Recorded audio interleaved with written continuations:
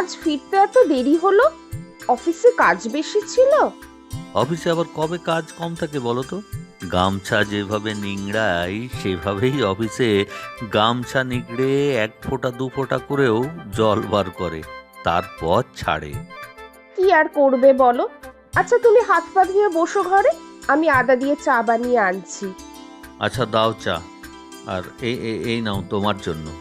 কি গো এটা? খুলেই দেখো। গরিব বর তো তোমার, সোনা গয়না আশা করো না কো কিন্তু।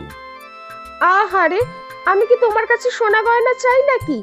আর এই যে বরমশাই, শোনো, আমার বাবাও গরিব মানুষ, সোনা দানার লোভ আমার কখনোই ছিল না। আহা, ঘাট হয়েছে ময়না দেবী। এখন এটা খুলেই দেখো না কি এনেছি তোমার জন্য। ওমা, এ তো মালপোয়া! ইস, কি ভালো গো তুমি!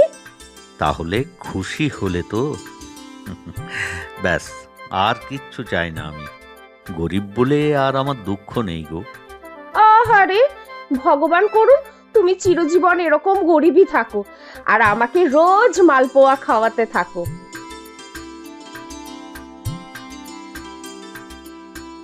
শম্ভুর দোকানের মালপোয়া তো, এর স্বাদই আলাদা। হিমা, কি হবে? তোমার জন্য রাখলাম না তো, দুটোই তো আমিই খেয়ে নিলাম। ভালোই হয়েছে, আমি এবার জমিয়ে চা খাবো। এক্ষুনি আনছি চা করে।